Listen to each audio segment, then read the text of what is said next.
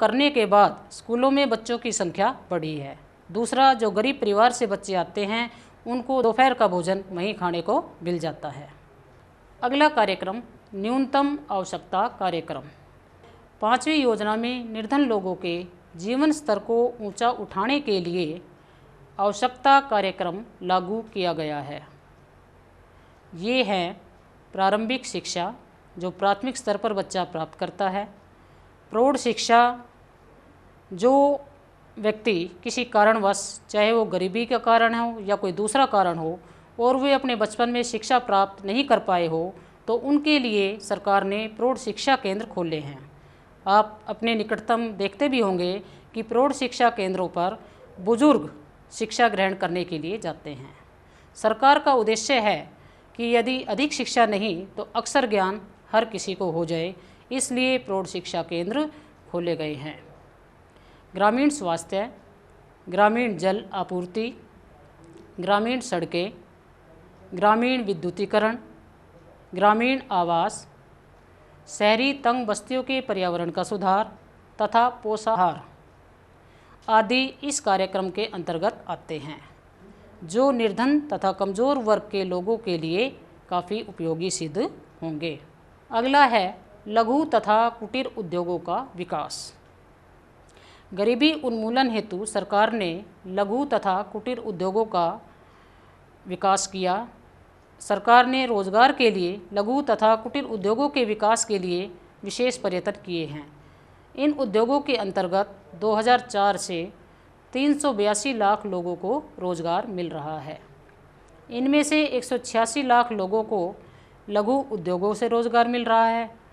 इसके अंतर्गत स्वयं रोजगार योजना को भी प्रोत्साहन देने के लिए काफ़ी धन व्यय किया जा रहा है। लघु तथा कुटीर उद्योगों के अंतर्गत काफ़ी लोगों को या आपके युवा बच्चों को रोजगार प्राप्त हुआ है। अगला कार्यक्रम है 20 सूत्री आर्थिक कार्यक्रम। यह कार्यक्रम जनता की खुशहाली तथा गरीबी के बंधन से मुक्त कराने हेतु संचालित किया गया। आप देख रहे होंगे कि इस कार्यक्रम का नाम 20 सूत्री आर्थिक कार्यक्रम है। क्या आप बता सकते हैं कि इसको 20 सूत्री क्यों कहा जाता है? देखते हैं। क्योंकि इस कार्यक्रम में 20 सूत्र है, 20 सूत्र होने के कारण इसको 20 सूत्री आर्थिक कार्यक्रम कहा गया। वो 20 सूत्र कौन से हैं मैं आपको बताती हूँ, ज़रा ध्यान दीजिए।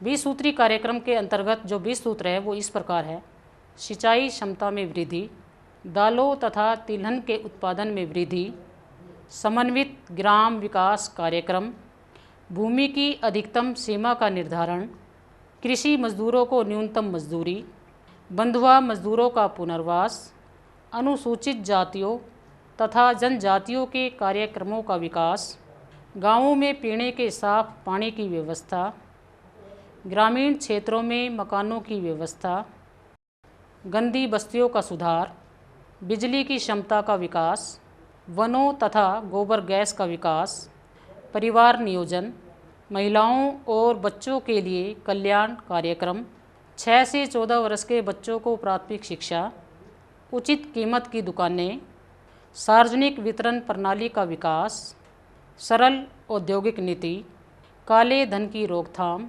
और सार्वजनिक उद्योगों का कुशल प्रबंध। तो ये 20 सूत्रीय कार्यक्रम के अंतर्गत आते हैं। इन 20 सूत्रों के कारण ही इसका नाम 20 सूत्रीय आर्थिक कार्यक्रम रखा गया। अगली योजना है प्रधानमंत्री ग्रामोदय योजना। गरीबी उन्मूलन हेतु इस योजना का प्रारंभ 2001 में किया गया। इसका मुख्य उद्देश्य स्वास्थ्य, प्राथमिक शिक्षा, पेयजल, आवास तथा सड़कों का विकास करना है। यानी कि स्वास्थ्य के अंतर्गत आप देखते हैं कि हर गांव तक स्वास्थ्य सुविधाएं उपलब्ध करवाने के लिए बहुत सारी डिस्पेंसरियां और सरकारी अस्पताल खोले गए, ताकि लोगों को अपनी बीमारियां दूर करने के लिए बहुत दूर ना जाना पड़े और वो नज़दीकी स्वास्थ्य केंद्रों से पूरी सुविधा प्राप्त कर सके।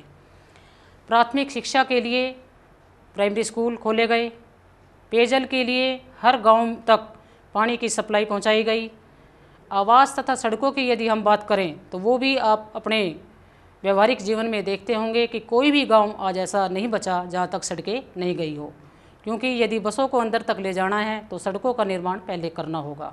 इसलिए इस योजना के अंतर्गत सड़कों का भी पूरी तरह से विकास किया गया है। अगली योजना है इंदिरा आवास योजना। यह योजना 1999-2000 में आरंभ की गई। इस योजना का मुख्य उद्देश्य निर्धन परिवारों को मकान मुफ्त में उपलब्ध कराना है।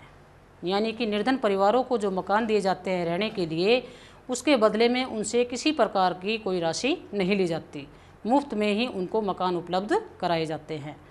इस योजना के अंतर्गत 2002-2003 में 15.5 लाख तथा 2003-2004 में 13.6 लाख मकान निर्धन परिवारों को मुफ्त में दिए गए हैं। राष्ट्रीय ग्रामीण रोजगार गारंटी अधिनियम। यह अधिनियम सितंबर 2005 में पारित किया गया। इसकी मुख्य विशेषताएं निम्नलिखित है। पहला, इस विधेयक में प्रत्येक वर्ष देश के 200 जिलों में प्रत्येक ग्रामीण परिवार को 100 दिन के सुनिश्चित रोजगार का प्रावधान है। बाद में इस योजना का विस्तार देश के 600 जिलों में किया जाएगा।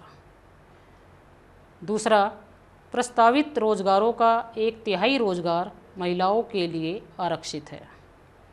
तीसरा, केंद्र सरकार राष्ट्रीय रोजगार गारंटी कोष की स्थापना करेगी। कार्यक्रम के अंतर्गत यदि आवेदक को 15 दिन के अंदर रोजगार उपलब्ध नहीं कराया गया तो वह दैनिक बेरोजगार भत्ते का हकदार होगा। आपने देखा कि मुख्य रूप से इसमें 2 बातों पर अधिक जोर दिया गया। एक तो महिलाओं के लिए आरक्षण, और दूसरा, यदि आवेदक को कोई भी रोज़गार या कोई सर्विस के लिए आवेदन करता है और यदि उसको किसी प्रकार का रोज़गार उपलब्ध नहीं कराया जाता है तो रोज़गार यदि नहीं भी मिले वह दैनिक बेरोजगारी भत्ते का हकदार तो होगा ही, यानी कि उसको बेरोजगार भत्ता दिया जाएगा। इस प्रकार गरीबी उन्मूलन हेतु ये कार्यक्रम सरकार द्वारा चलाए गए, जिससे कुछ हद तक गरीबी को दूर करने में सहायता मिली। अगर सरकार का प्रयास यूं ही जारी रहा तो धीरे धीरे इसी प्रकार के कार्यक्रमों की सहायता से काफ़ी हद तक गरीबी से निजात पाई जा सकती है। तो प्यारे विद्यार्थियों, आज के व्याख्यान में आपने देखा कि जो भी योजनाएं या कार्यक्रम सरकार के द्वारा गरीबी उन्मूलन हेतु संचालित किए गए, हर योजना की यदि हम सूक्ष्म दृष्टि से निष्कर्ष निकालें तो निष्कर्ष तौर पर हम यही कह सकते हैं कि हर योजना का उद्देश्य आर्थिक रूप से गरीबों को लाभान्वित करना है। चाहे वो शिक्षा के क्षेत्र की बात है, चाहे स्वास्थ्य की बात है, चाहे आवास संबंधित है, चाहे यातायात से संबंधित है या रोजगार से संबंधित है। हर योजना का उद्देश्य गरीबों को आर्थिक सहायता प्रदान करना है। जैसे इंदिरा आवास योजना की ही हमने बात की तो उसमें निर्धन परिवारों को मुफ्त में ही मकान उपलब्ध कराए गए। इन योजनाओं के साथ साथ कुछ और योजनाएं भी, जैसे वृद्धावस्था पेंशन योजना सरकार ने लागू की, क्योंकि वृद्धावस्था पेंशन के दौरान कुछ व्यक्ति ऐसे होते हैं जिनकी आजीविका का कोई साधन नहीं होता, तो वृद्धावस्था पेंशन मिलने से उनको काफ़ी आर्थिक रूप से एक प्रकार की सहायता प्राप्त होती है और वे स्वस्थ दृष्टिकोण लेकर अपना जीवन यापन कर सकते हैं। प्यारे विद्यार्थियों, आज की चर्चा में हमने सरकार के द्वारा गरीबी उन्मूलन हेतु चलाए गए कार्यक्रम व योजनाओं की विस्तृत चर्चा की, लेकिन योजनाएं बहुत ज़्यादा थी। हो सकता है कि कुछ योजनाएं आपके माइंड से स्लिप हो गई हो, इसलिए मैं पुनः उनकी आवृत्ति करना चाहूँगी। आइए देखते हैं कि वो योजनाएं कौन कौन सी थी। सबसे पहली योजना थी स्वर्ण जयंती ग्राम स्वराज्य योजना, जिसका उद्देश्य गरीब परिवारों को गरीबी रेखा से ऊपर लाना था, जो आज विभिन्न विकास खंडों में चलाई जा रही है। इस योजना के अंतर्गत गरीबी रेखा से नीचे के परिवारों को वित्तीय सहायता प्रदान की जानी थी। दूसरी योजना थी हमारी जवाहर ग्राम समृद्धि योजना। इस योजना में मुख्यतः वन संपदा, भूमि संरक्षण, लघु कृषि योजनाएं, गांव में कुएं चालू करना, गांव की सड़कों, अस्पतालों, स्कूलों, पंचायत घरों और बस अड्डों का सुधार करके सामुदायिक संपत्ति में सुधार लाने की बात की गई थी। यहाँ भी गरीब परिवारों को आर्थिक सहायता प्रदान करने की बात इस योजना के अंतर्गत हमने की थी। अगली योजना है प्रधानमंत्री रोजगार योजना तथा स्वर्ण जयंती शहरी रोजगार योजना। इस योजना के अंतर्गत हमने बात की थी कि शहरी लोगों के शिक्षित बेरोजगारों की सहायता करना और 18 से 35 वर्ष की आयु के शिक्षित बेरोजगारों को लाभान्वित करना, यानी कि उनको रोजगार प्रदान करना। तो युवाओं को रोजगार प्रदान करने के उद्देश्य से इस योजना की शुरुआत की गई। रोजगार बीमा योजना, इस योजना में भी गरीबी रेखा से नीचे के ग्रामीण क्षेत्र के परिवारों के लिए वेतन आधारित रोजगार उपलब्ध कराने की बात हमने की थी और साथ साथ उनके जीवन स्तर को ऊपर उठाने की भी बात की गई थी। राष्ट्रीय काम के बदले अनाज कार्यक्रम, इस योजना के अंतर्गत यह भी मुख्यतः निर्धन लोगों के लिए ही है और इसमें मजदूरी पर रोजगार देने की उनको आवश्यकता है जो अकुशल शारीरिक काम करने के इच्छुक है। इसलिए उनको रोजगार देने के उद्देश्य की पूर्ति हेतु इस योजना की शुरुआत की गई। ग्रामीण रोजगार सृजन कार्यक्रम, इस योजना में लगभग 25 लाख नए रोजगार सृजित करने का लक्ष्य रखा गया ताकि अधिकाधिक लोगों को रोजगार प्रदान किया जाए और अधिकाधिक लोगों को यदि रोजगार मिलेगा तो वो अपनी जीविका यानी कि अपना जीवन निर्वाह अच्छी तरह से कर पाएंगे और धीरे धीरे गरीबी दूर हो जाएगी। अंत्योदय अन्न योजना, इस योजना के अंतर्गत बीपीएल परिवार जिनकी मैंने बात की थी कि 50-50 लाख के परिवारों को 2 बार जोड़ा गया और उनकी संख्या 2 करोड़ हो गई थी और इसमें मुख्य उद्देश्य जो इसका था, निर्धनता रेखा से नीचे के परिवारों को पहले उनकी पहचान की गई, उसके बाद उनको आर्थिक सहायता प्रदान की गई। आर्थिक सहायता के साथ साथ उनको अनाज की मात्रा भी उपलब्ध कराई गई थी जो 2002 में मैंने 25 किलोग्राम की बात की थी और बाद में वो बढ़कर 25 किलोग्राम से 35 किलोग्राम इसकी मात्रा कर दी गई थी। सब्सिडी के अंतर्गत हमने बात की थी कि सब्सिडी में घरेलू उत्पादकों के लिए ऊंची आय कायम रखते हुए उपभोक्ता कीमतों को कम करने की बात उस योजना के अंतर्गत की गई थी। दोपहर का भोजन, जो आप अपने विद्यालय में भी देखते हैं, मिड डे मील के नाम से जो ये योजना प्रारंभ की गई, इसमें आप देखते होंगे कि प्राथमिक स्तर पर बच्चों को दोपहर का भोजन स्कूल में ही उपलब्ध कराया जाता है। न्यूनतम आवश्यकता कार्यक्रम, इसके अंतर्गत प्रारंभिक शिक्षा, प्रौढ़ शिक्षा, ग्रामीण स्वास्थ्य, ग्रामीण जल आपूर्ति, ग्रामीण सड़कें, ग्रामीण विद्युतीकरण, ग्रामीण आवास और शहरी तंग बस्तियों के पर्यावरण के सुधार की बात इस योजना के अंतर्गत मैंने आपसे करी थी। लघु तथा कुटीर उद्योगों का विकास, लघु तथा कुटीर उद्योगों के विकास के अंतर्गत बहुत सारे युवाओं को या भारत के नागरिकों को रोज़गार देने की बात की गई है। कुछ व्यक्तियों को तो लघु उद्योग के अंतर्गत और कुछ को कुटीर उद्योग के अंतर्गत रोज़गार उपलब्ध कराने के उद्देश्य से इन उद्योगों का विकास किया गया। 20 सूत्री आर्थिक कार्यक्रम, जिसके अंतर्गत 20 सूत्र मैंने आपको बताए थे। 20 सूत्र के कारण इसका नाम 20 सूत्री आर्थिक कार्यक्रम रखा गया। प्रधानमंत्री ग्रामोदय योजना, प्रधानमंत्री ग्रामोदय योजना का मुख्य उद्देश्य स्वास्थ्य, प्राथमिक शिक्षा, पेयजल, आवास तथा सड़कों का विकास करना है। इनकी पूर्ति हेतु इस योजना का प्रारंभ किया गया।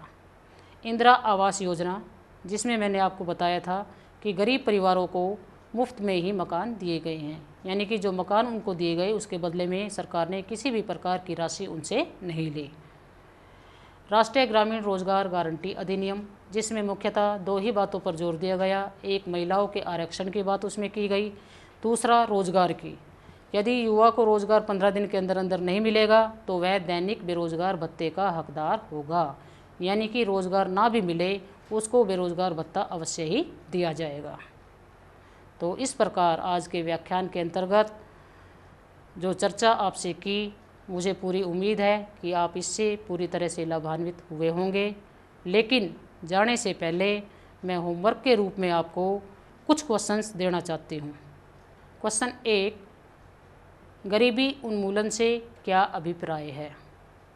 क्वेश्चन 2, सरकार ने गरीबी उन्मूलन हेतु कौन कौन से कार्यक्रम चलाए, संक्षेप में लिखिए। क्वेश्चन अगला है, निम्नलिखित पर टिप्पणी लिखिए। यानी कि कुछ योजनाएं या कार्यक्रम मैं आपको लिखवा रही हूँ, इनके ऊपर लगभग 50 से 60 शब्दों में आपने टिप्पणी लिखकर लानी है। पहला है राष्ट्रीय ग्रामीण रोजगार गारंटी अधिनियम, प्रधानमंत्री रोजगार योजना, राष्ट्रीय काम के बदले अनाज, जवाहर ग्राम समृद्धि योजना और अंत्योदय अन्न योजना। तो ये जो योजनाएं मैंने आपको बताई, इन सभी पर आपने 50 से 60 शब्दों या 5-7 वाक्यों में टिप्पणी लिखकर लानी है। आज की चर्चा यहीं समाप्त होती है। धन्यवाद। जय हिंद।